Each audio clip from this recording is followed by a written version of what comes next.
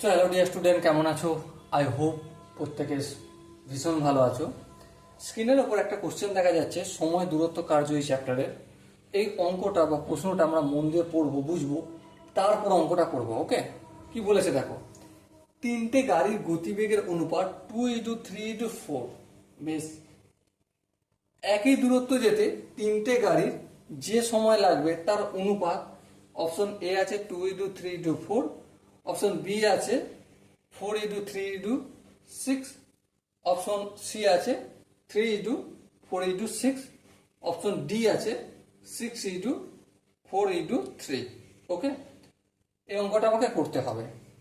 দেখো, অঙ্কটা করার আগে আমি একটা গল্প করে নেবো। তিনটে গাড়ির গতিবেগ কত? 2:3:4।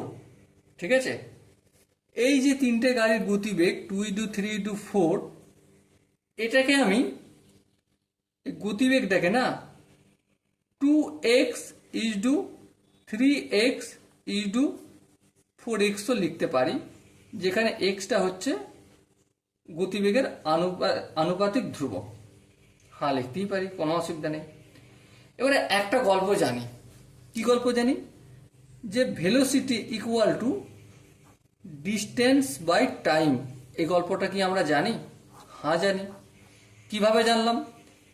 এই যে আমরা সময় দূরত্ব কার্য চ্যাপ্টারে দুটো ইন্ট্রোডাকশন পার্ট বের করেছি, তার মধ্যে সেকেন্ড ইন্ট্রোডাকশন পার্টে এটা রয়েছে। তো ডেফিনেটলি আমরা সেই ভিডিওটা দেখব, আর তার লিঙ্ক আমি ডেসক্রিপশন বক্সে দিয়ে দেবো। ওকে, এবার দেখো, তাহলে দেখো, প্রথম গাড়িটার ভেলোসিটি v1, দ্বিতীয় গাড়ির প্রথম গাড়িটা তাহলে ডিস্টেন্স হচ্ছে এস। এস তো প্রত্যেকেরই থাকবে, কারণ ডিস্টেন্স তো টোটালি এক, তাই না? ঠিক। আর টাইম হচ্ছে t1।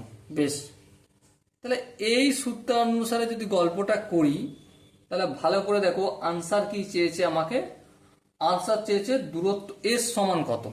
দেখো, অতিক্রান্ত দূরত্ব। হ্যাঁ, কি বলেছে, কত সময়ের অনুপাত লাগবে, তাই তো? সময় টি লাগবে, t1 এর ভ্যালু লাগবে। তাহলে দেখো, এখান থেকে যদি আমি এটা ক্যালকুলেশন করি, t1টা এস এর সঙ্গে ভাগ আছে, হ্যাঁ, অপোজিট সাইডে গেলে গুণ হয়ে যাবে। তাহলে এই t1টা লিখলাম into v1 equal to S. বলে এই জায়গাটা কারো বুঝতে অসুবিধা রয়েছে? আই হোপ কারো অসুবিধা নেই।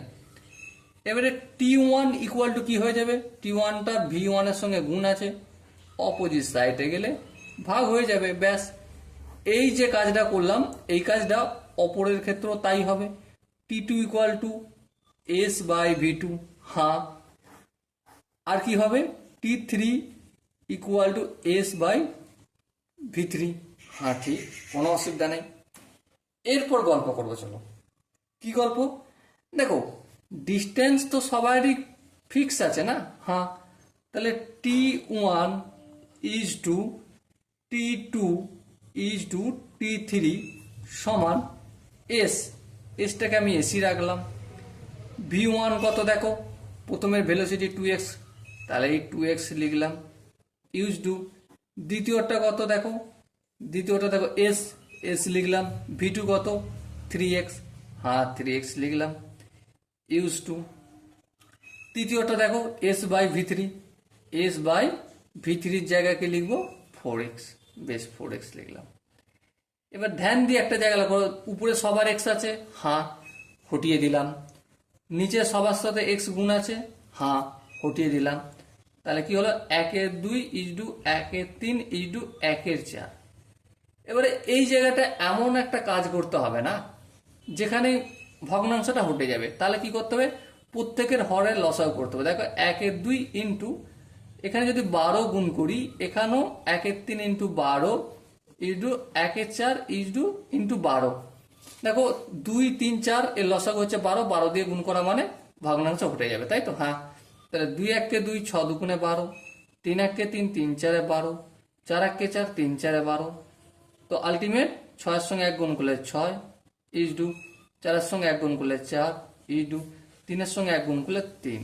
তাহলে আলটিমেট টাইমের যে অনুপাতটা, সেটা কি এসে দাঁড়ালো আমার 6:4:3। ওকে, আমি কি বোঝাতে পারলাম প্রতিটা স্টেপ? আই হোপ তোমাদের প্রতিটা স্টেপ বোঝা গেছে। যদি কোনো জায়গায় কোনো ডাউট থাকে, কনফিউশন থাকে, তার জন্য কমেন্ট বক্স খোলা রইল। তো ওকে, চলো দেখা হচ্ছে এরকমই একটা শানদার সেশনে। ততক্ষণ পর্যন্ত ভালো থেকো, সুস্থ থেকো এবং জয় হিন্দ।